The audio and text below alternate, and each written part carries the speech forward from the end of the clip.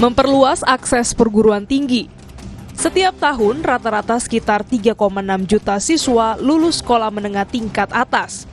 Namun dari jumlah itu, kurang dari 60% yang melanjutkan ke perguruan tinggi.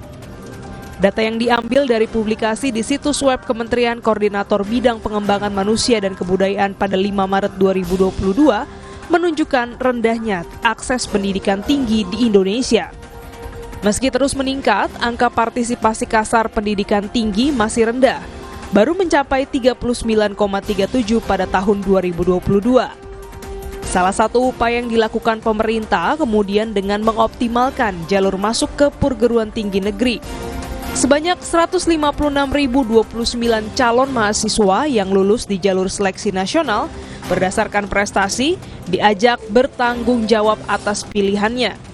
Mengundurkan diri berarti menutup peluang mereka masuk PTN melalui jalur seleksi nasional berbasis tes pada 2024, 2025, dan 2026 ataupun jalur mandiri pada tahun ini.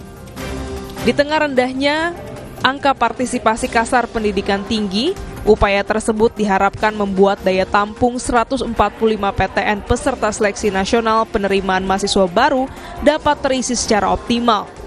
Sudah barang tentu tidak semua lulusan SMA dapat tertampung di semua PTN tersebut. Masih ada lebih dari 4.300 perguruan tinggi lainnya yang siap menampung para lulusan SMA. Permasalahannya, banyak siswa lulusan SMA atau SMK sederajat yang kesulitan mengakses perguruan tinggi. Peminat PTN memang selalu berlimpah, jauh melebihi daya tampungnya karena image kualitas tinggi dan biaya pendidikan lebih rendah. Namun, tidak demikian dengan perguruan tinggi swasta. Tidak sedikit PTS yang mengeluhkan kekurangan mahasiswa.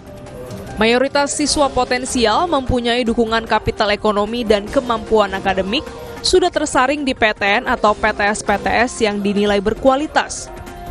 Dari sekitar 3.000 PTS, sebanyak 50 hingga 60% dalam kondisi tidak sehat.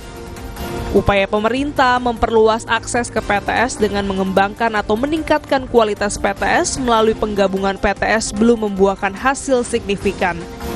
Sejak 2015, program ini baru melibatkan 803 PTS. Peningkatan kualitas PTS juga belum menjawab masalah utama rendahnya akses ke perguruan tinggi, yaitu faktor biaya. Sejumlah program beasiswa yang disediakan pemerintah belum mampu mengatasi permasalahan ini.